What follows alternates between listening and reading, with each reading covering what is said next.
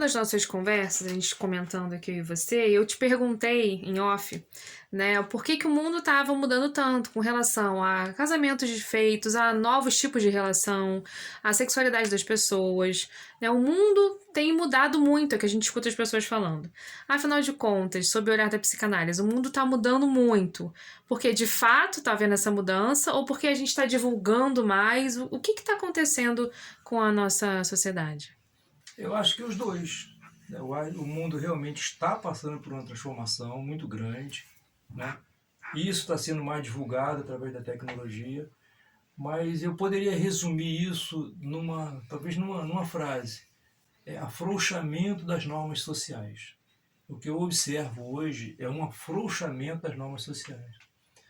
Ou seja, o que o Freud fala? O Freud fala que nós somos civilizados, né? O homem, já falamos isso em vários vídeos, o homem não nasceu para viver sozinho, ele é muita coisa em comunidade. Para ter comunidade tem que ter normas, tem que ter regras.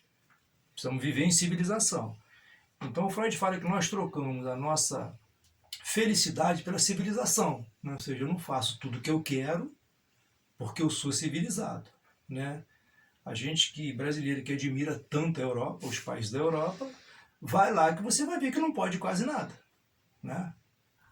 Tem leis rígidas, severas, e normas sociais muito rígidas também, ou seja, as pessoas não jogam lixo no chão, não avançam sinal, não, ou seja, andam sempre com uma aparência meio assim, regular, né? Entende?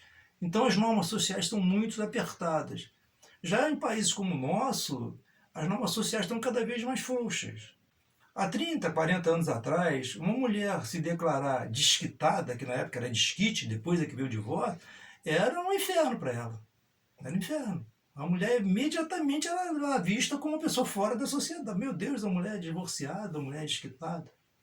Uma pessoa para se declarar homossexual, gente, aqui vai meus parabéns aos pioneiros, né, que foi Clóvis Bornai, Demis, aquele costureiro, né, Clodovil, né? Eu também, já mais da minha época, Cazuza, Sim, Renato Russo. sim, já uma segunda geração, mas esses pioneiros foram heróis, os caras terem coragem de se declarar homossexual numa época que era praticamente uma pena de uma sentença de morte, de isolacionismo.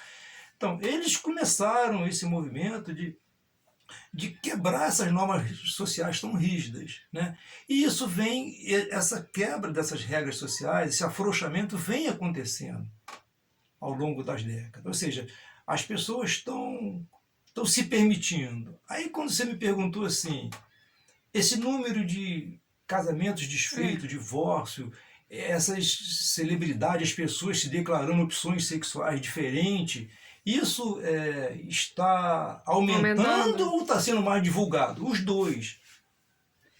Está aumentando, sim. Por que está aumentando? Porque as pessoas estão podendo experimentar. Porque para a psicanálise, todos nós somos bissexuais. Para mim, é quantitativo. Depende quanto da sua libido fica homo e quanto fica hétero, que ninguém sabe explicar como é feita essa divisão. Uhum. Né? Então, se uma pessoa tem uma parte da libido homossexual, a pressão social faz com que ela recalque. Vira neurose, vira doença. Mas a pessoa recalca. Entendi. Entendeu? Entendi. Então, o que está acontecendo hoje no mundo de hoje? As pessoas estão podendo experimentar. Cara, é comum você ver na clínica pessoas que se declaram que tiveram relações, experiências homossexuais e que não gostaram. Então, como você falou que é quantitativo, o que a gente também escuta muito, né? Eu tô te perguntando o que a gente escuta, o que a gente vê e tal. As pessoas falando que existe uma influência, fulano na televisão, eles julgam muito televisão, internet. Sim. Viu na televisão, vai virar gay. Viu na rua, existe um incentivo à pessoa, no caso, a escolher uma outra ou decidir uma outra opção sexual? Ou isso não, parte da questão quantitativa? Isso é uma grande bobagem. Quer dizer, a pessoa pode experimentar, se ela quiser, Isso é uma grande e não bobagem. gostar. Olha, nem Freud conseguiu explicar o que faz uma pessoa ser homo, ser. Ele dá indicativos, tendência, mas nem ele conseguiu uma fórmula. Faz Sim. isso que teu filho vai ser. Sim. Mas as normas sociais também afrouxaram a ponto da pessoa experimentar. Uhum. Entende? Experimentar. A pessoa experimentar E não se sentir culpada por isso. e não se sentir culpada. Porque antes tinha... Ou experimentar. Olha, eu vi um caso muito interessante de um cara que ele era heterossexual, né? Mas ele tinha uma tendência, ele tinha vontade de ter relação homossexual. Ele passou a ter relação homossexual. Entendeu? Só que ele era muito religioso. Até o ponto que eu o atendi, ele resolveu abrir mão da sexualidade por ser pecado para ele. Então, olha a pressão social, o que faz? Com certeza ele vai pagar um preço por isso, né? A não ser que a pessoa faça a sublimação, que é uma das coisas muito raras e muito difícil, né? Que é transformar toda a tua libido numa coisa nobre, mas autêntica, real.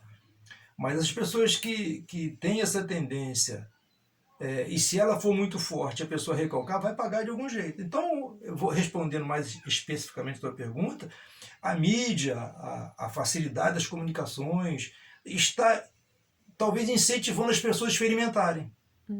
Entendeu? As pessoas experimentam, não é isso que eu quero, entendeu?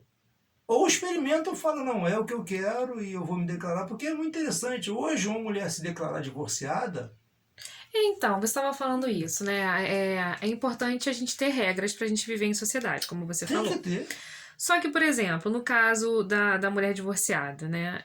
Antigamente, como você também disse, era uma coisa horrorosa. Sim. Esse afrouxamento dessa regra foi bom nesse caso. Com certeza. Né? Porque as mulheres viviam casamentos desfeitos, a mulher ficava infeliz, e o homem também, né? Sim. Enfim, criavam-se pessoas infelizes... Sim. em nome de um relacionamento que, na verdade, não existia mais. Sim. Nesse caso, essa regra foi boa. Com certeza. Só que aí você não falou que esse afrouxamento, ele também gera ou vão afrouxando outras regras, enfim. Com certeza. Olha só, o afrouxamento na regra social no que diz respeito ao comportamento sexual. Gente, ninguém tem nada que eu faça com o meu corpo. Ninguém tem nada com a minha opção sexual. Eu não tenho que me ficar ofendido porque o cara é gay, porque a mulher é lésbica. E nem dá satisfação do que você é. Eu não tenho nada a ver se a mulher é divorciada ou se não é. O problema todo, o problema que eu vejo desse afrouxamento não é nesse aspecto. Não é no aspecto pessoal de cada pessoa, do que ele faz da sua vida sexual, do que ele faz da sua vida amorosa, do que ele faz da sua vida, sei lá.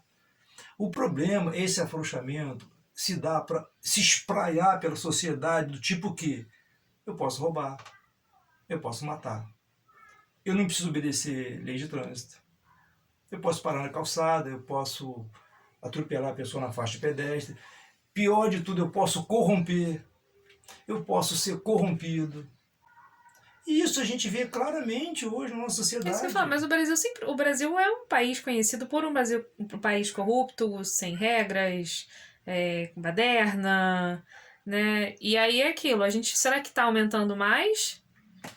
Ou a gente está cada vez mais tendo divulgação desses fatos? Eu não tenho estatística para te falar, né? Mas na minha percepção está piorando. O respeito ao próximo, o respeito às leis, o respeito às normas. Ou seja, uma coisa que era um exemplo muito simples, quer ver? Eu, quando era criança, a gente morava num lugar que tinha uma pracinha. E a gente jogava bola ali. Se aparecesse um adulto, na hora, para a bola. Era uma coisa automática. Para a bola, para a bola. Não importa se era velho, se era novo, se era mulher, se era... Não importa. Era adulto, para a bola. Parava mesmo, é incrível. Parava para as pessoas passar. E eu acho muito difícil acontecer isso hoje. Olha só, eu com um olhar que eu tenho de psicanalista, eu vejo também que está havendo uma ruptura sobre a estrutura familiar que vem há, sei lá, milênios. Que a gente já falou muito, que é aquela família estruturada no pai, na mãe e nos filhos. Tá? Sendo que essa figura pai e mãe pode ser invertido, pode ser uma família matriarcal ou patriarcal. Mas, ou seja, tinha uma autoridade, né?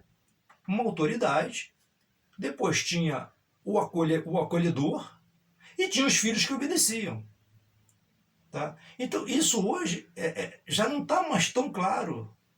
Os filhos já não respeitam mais os pais como respeitavam antes. Essa figura patriarcal já não está mais tão presente.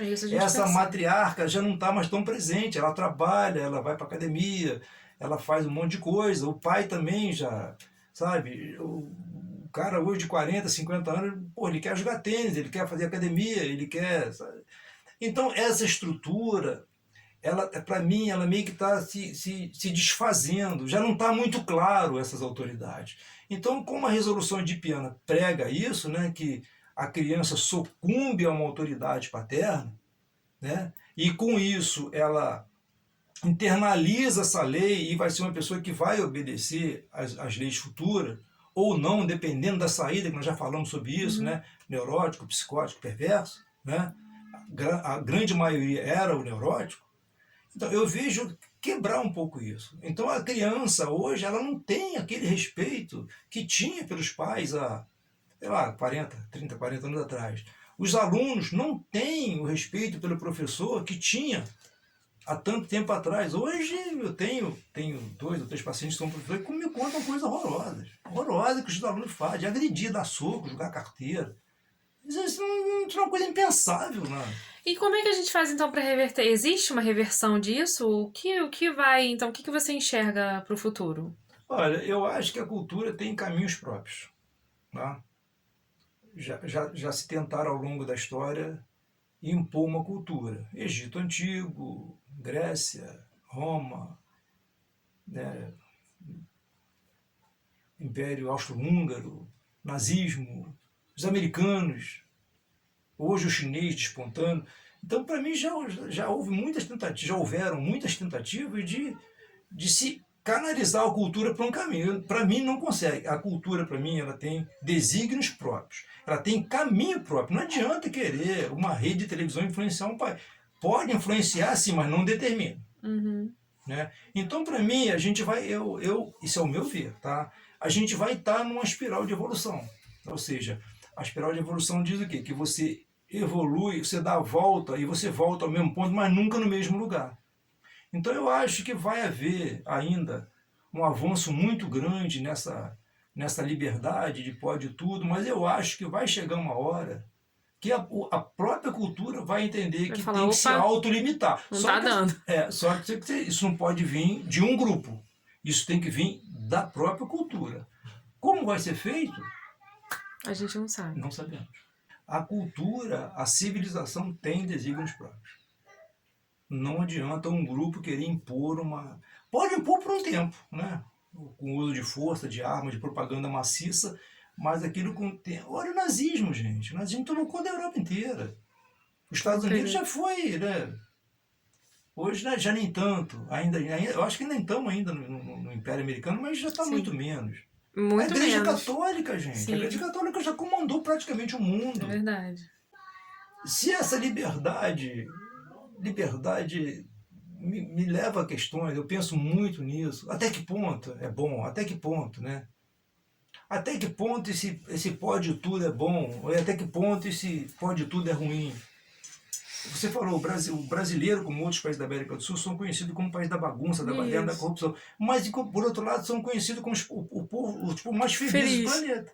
Você vai num país nórdico, lá na Finlândia, né, Noruega, sabe?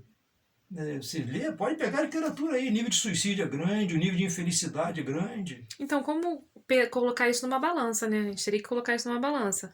A questão de regras que a gente tem que ter pra gente conviver minimamente bem em sociedade e também colocar a minha felicidade também naquela balança, para não viver também só focando nas regras e esquecendo do que eu gosto, do que eu quero, do que me dá prazer.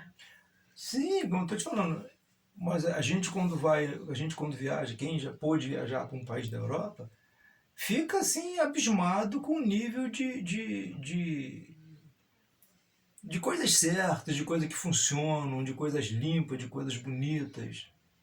Um europeu, quando vem para cá, ele fica também impressionado com a libertinagem que ele tem. Eles gostam, né? É. Então esse meio termo, que você falou, esse meio termo é um ponto que a cultura, a civilização tem que chegar. Agora, não adianta querer ser imposto. Isso é uma coisa que nós, seres humanos, vamos ter que ir experimentando e vamos ter que ir nos desenvolvendo para ver se a gente chega nesse ponto que se falou ideal, onde o direito do outro é respeitado, Claro. ao mesmo tempo que também a minha liberdade é respeitada. Onde eu não sou afetado, Agora, nem pro bem nem pro mal. Exatamente. Quisera eu poder escrever um livro, uma regra, ó, vamos fazer isso que nós vamos ser felizes. Cada um vai ter a sua, né?